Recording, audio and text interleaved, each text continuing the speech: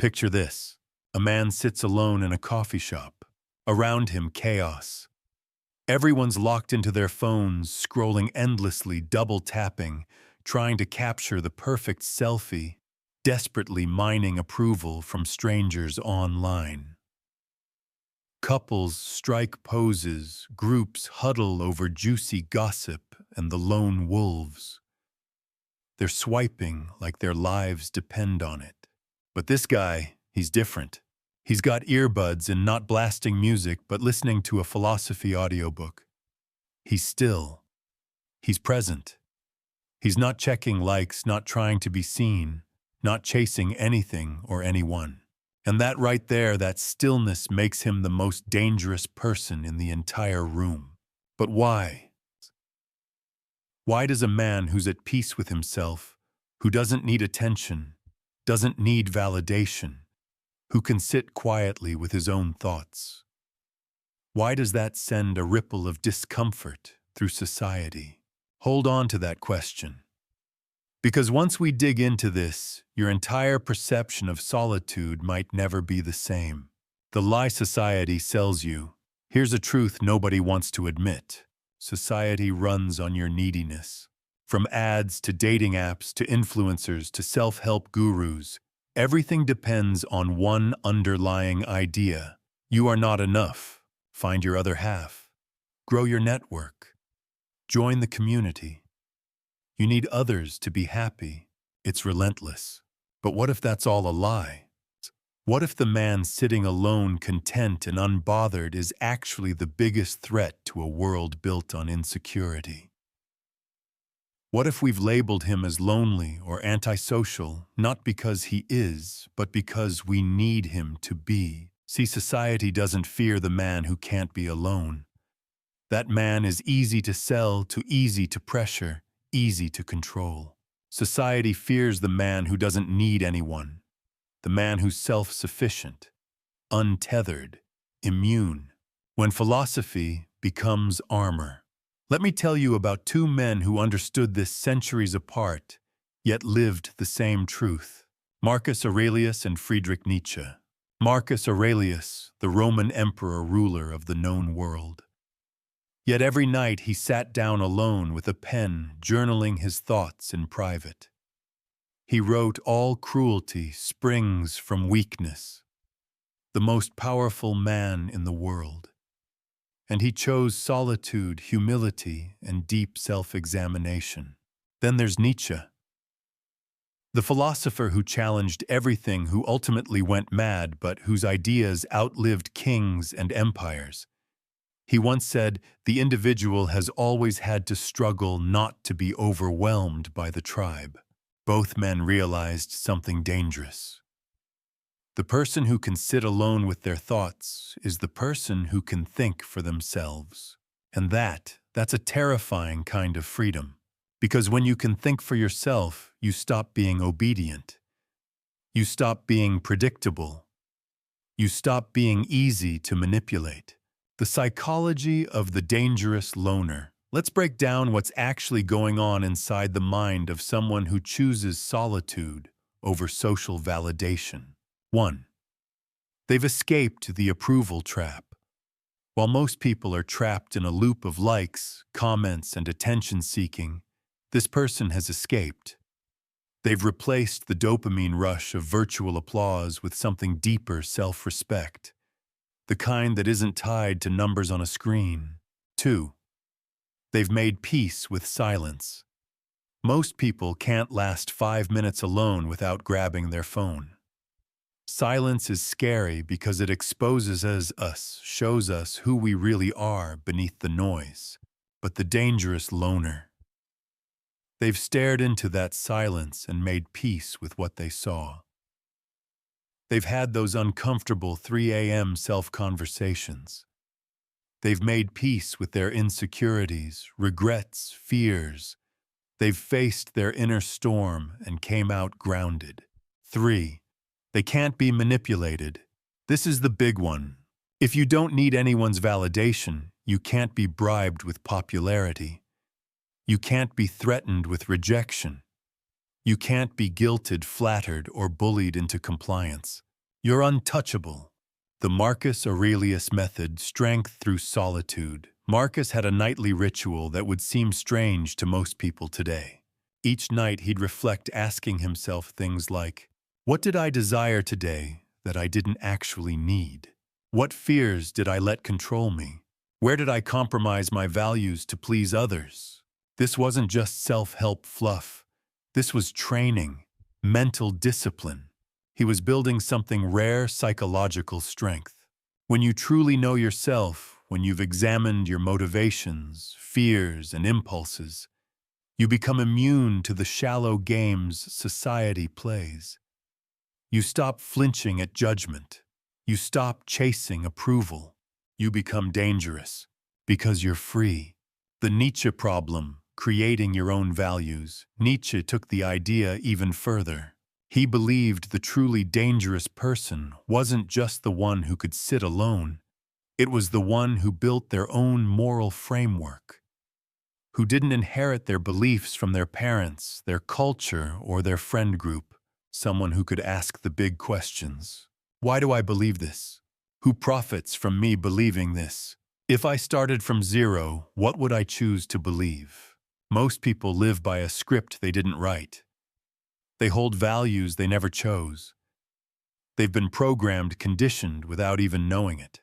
But the moment you start thinking for yourself, you become unpredictable. You become someone who can't be sold to, swayed, or scared into submission. You stop living someone else's life. Loneliness versus solitude. A modern epidemic. This is where it gets real. We've confused loneliness with solitude, and it's costing us. Loneliness is lack. It's a craving, a void, a hunger for connection. Solitude is fullness. It's peace. It's wholeness. It's presence. But here's the catch. Lonely people are profitable. They buy more. They chase status. They crave validation. Solitary people, they're not buying anything. They're not reacting. They're thinking, reflecting, observing, and thinking people. They're dangerous to systems built on blind obedience. The 4 pillars of dangerous solitude. After spending time studying Marcus Aurelius and Nietzsche, I started noticing a pattern. There are 4 key traits that make someone who embraces solitude genuinely powerful and, yes, dangerous to the status quo. These traits aren't flashy.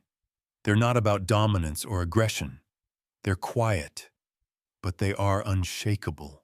Let's break them down. 1. Radical self-honesty. People who spend time alone, and I mean really alone, not just scrolling while isolated, eventually run into themselves. No distractions, no filters, just them and their raw thoughts. And when that happens, they have a choice. They can lie, or they can face the truth. The dangerous loner chooses truth. They ask hard questions. Why did I say that today? Was that about integrity, or was I trying to look good? What am I avoiding? They don't sugarcoat their insecurities. They don't pretend. And this honesty gives them an edge. Because someone who's honest with themselves, they can spot lies in others a mile away. They're immune to fake smiles, hidden agendas, and manipulative language. They see through people, and that terrifies people. 2. Value independence. Most people inherit their values, religion, politics, ethics passed down, absorbed, rarely questioned. But the dangerous loner doesn't settle for hand-me-down morality. They construct their values intentionally, based on reason, based on experience, based on reality. And that doesn't make them immoral. In fact, it often makes them more moral because they're not just doing what's right because someone told them to. They've thought it through. They've earned their code, which makes them dangerous in a system built on guilt and shame. You can't control someone who doesn't need your approval, who does what they believe is right, not what's expected. 3. Emotional self-sufficiency. This one hits deep. Most people outsource their emotional well-being. They need someone to tell them they're enough. They need reassurance. They need a cheerleader, a shoulder, constant support. And look, human connection is beautiful. It's essential. But when your sense of worth depends on others, that's fragility. The dangerous loner. They've learned to self-regulate. They know how to sit with sadness, anxiety, doubt, and process it. They don't need 1,000 affirmations to feel okay. They don't spiral when someone disapproves.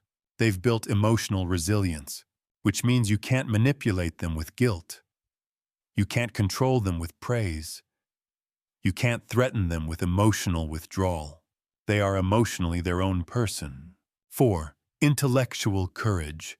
This one sets them apart entirely. They're willing to think the unthinkable, to entertain controversial ideas, to walk away from popular beliefs and say, no, that doesn't make sense to me. And not in an edgy, rebellious way, in a thoughtful, quiet way. The kind that doesn't argue to win, but to understand. This makes them powerful, but it also makes them polarizing. Because in a world where everyone's terrified of being canceled, judged, or rejected for thinking out loud, this person just thinks out loud, inwardly, publicly, privately, fearlessly. The price of being dangerous. Let's not romanticize this. There is a cost to this kind of independence. You will be misunderstood. You will be called cold, distant, antisocial, arrogant. People will whisper behind your back. Some will try to fix you. Others will resent your peace because it reminds them of their chaos. You'll lose relationships, not because you want to, but because some people are only comfortable when you need them. When you grow past that, they'll fall away. Even family, even old friends. You'll feel isolated sometimes. Not because you're lonely, but because you're living on a different level of consciousness. You'll realize how many conversations are performative, how many connections are built on mutual insecurity. It can feel lonely at the top of your own mountain, but you didn't climb it for company. You climbed it for clarity. And here's the kicker. The price of conformity is even higher. You might be liked more, understood, more celebrated more, but you'll be living a version of you that you don't even believe in. And deep down, you'll know it. So the question becomes, do you want to be accepted for a mask or misunderstood for your truth? Why society fears the self-sufficient. Let's talk about why this kind of person scares people, really scares them. Economic reasons. We live in a consumer-driven world. Lonely people are ideal customers. They buy things to feel better. They chase lifestyles. They spend impulsively to soothe the emptiness. But someone who's content with their own company, they're not consuming to fill a void. They buy with intention. They don't need trends to feel worthy. And that makes them a bad customer. Capitalism doesn't know what to do with a person who's not addicted to needing more. Social reasons. Society is structured around status games. Who's hot? Who's rich? Who's liked? Who's validated? And these games only work if everyone cares. If everyone's comparing, measuring, striving. But the self-sufficient person, they don't care where they rank. They're not even playing. And that breaks the whole system. Because once you stop chasing status, you become ungovernable. Political reasons. This one's subtle but real. Democratic systems and not-so-democratic ones depend on influence. If you think what everyone else thinks, you're easy to sway, easy to mobilize, easy to predict. But someone who thinks independently, they're dangerous. They ask questions. They resist slogans. They challenge narratives. They don't vote based on fear or hype. They think, and that makes them harder to control. Psychological reasons. Your freedom highlights other people's prisons. When you're emotionally strong, It reminds others that they're emotionally fragile. When you think clearly, it reveals the fog others live in. When you're content without validation, it exposes how desperately others crave it. And not everyone can handle that mirror, so they'll project. They'll call you selfish, closed off too much in your own head. But it's not about you. It's about what you trigger in them. You're a reminder that another way is possible. And that can be unsettling, becoming the modern Stoic. So how do you actually build this kind of solitude? How do you become free without becoming bitter? Alone without being lost. Here's where ancient wisdom meets modern practice. Becoming the modern Stoic continued. You don't need to retreat into a cabin in the woods to cultivate powerful solitude. You don't need to become a monk or shave your head. You just need to start small, start real. Here's how. 1. Small doses of silence. Take 10 minutes. No phone, no music, no stimulation. Just you and your thoughts. Sit in it. It'll feel weird at first. Boring. Maybe even uncomfortable. That's good. That's your nervous system detoxing from distraction. That's your mind relearning how to just be. Gradually increase the time. Go for a walk without your phone. Sit by the window and watch the world move. Think. Reflect. Feel without needing to escape. This is how inner stillness begins. 2. The evening review. Marcus Aurelius had it right. Every night carve out a few quiet minutes and ask yourself, what did I want today that I didn't need? Where did I act out of fear instead of strength? Did I seek approval at the cost of my truth? Write it down. Not for Instagram. For you. This is mental training. You're becoming a clear thinker, a grounded human, a person who isn't swayed by every passing opinion. It's not journaling. It's warfare against unconscious living. 3. Question your beliefs. Nietzsche would challenge you right now. What do you believe that you never actually chose? Write it down. Ask yourself, who gave me this belief? Who benefits from me having it? If I had been born in a different country, would I still believe it?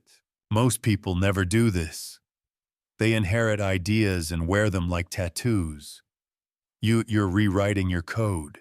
That makes you powerful. That makes you dangerous. 4. Build a moral code. Don't just run. Ask yourself, what kind of person do I want to be when no one's watching? What do I stand for, really? Write it down. Name your values. Live them. You'll walk differently when your conscience isn't outsourced to culture. 5. Learn to enjoy your own company. This is the fun part. Start doing things for you. Go to the movies alone. Take yourself out to eat. Read books that challenge you. Start a creative project no one else knows about.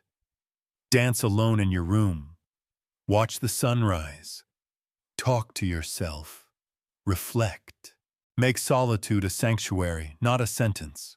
When you love your own company, you raise your standards for everyone else's. 6. Stop seeking validation. This is the hard one. Unplug from the performance. Post less. Prove less. Share less. Pause before you chase external approval and ask, why do I need this? What if you didn't post the gym pic? What if you didn't show off the vacation? What if you just lived it? When your self-worth isn't tied to likes, algorithms, or applause, you become unshakable. People can praise you or cancel you, and you'll still be at peace. That's power, the paradox of dangerous solitude. Now here's the twist, the beautiful, almost ironic truth. The person who doesn't need others ends up attracting the most genuine people. You're not magnetic because you're trying. You're magnetic because you're free. You don't need anyone to complete you, so people are drawn to you out of want, not codependence. That creates real connection, real intimacy, real love. You stop tolerating shallow friendships. You stop clinging to approval. You stop playing social games you never signed up for. And here's what happens when you do. Relationships improve. When you don't need love, the love you choose becomes cleaner, healthier, more grounded. You're not dating to fill a hole. You're not chasing to feel whole. You're sharing your life, not outsourcing it. That changes everything. Friendships deepen when you're friends with someone because you want to be, not because you're afraid of being alone. The connection is real. You're not afraid to walk away from fake connections. And the ones that remain, they're built on respect, not convenience. Work gets better. When you're not desperate for your boss's approval, you can actually focus on doing great work. You become bolder, more creative, more grounded, and oddly enough, that makes you stand out in a good way. Life gains meaning when you stop living for the next like, the next hit, the next nod of approval. You finally have space to ask, what actually matters to me? What kind of life do I want to build? Who do I want to be when no one's watching? You stop existing. You start living. The call to dangerous living. So now the real question, will you answer the call? Because this isn't just about solitude. It's about liberation. It's about becoming someone the world can't control. Not dangerous in a destructive way. Dangerous in a freeing way. Dangerous because you don't flinch at disapproval. Dangerous because you don't need the crowd. Dangerous because you think for yourself. Dangerous because you're whole on your own. That's the rarest kind of power. If this hit you in the chest, if this made your heart race, your stomach drop, your soul nod, then you already know. You were meant to hear this. So here's what I want you to do next. Share this with the one person in your life who needs it. You already know who they are. Drop a comment below and answer this. What's one belief you've been carrying that you never chose for yourself? What's one way you've been chasing validation instead of building self-respect? Subscribe if you want more truth, more depth, and more conversations that challenge the norm. Because in a world obsessed with fitting in, the most radical act is learning to stand alone. Stay dangerous, my friends. You are exactly the kind of person this world quietly fears and deeply needs.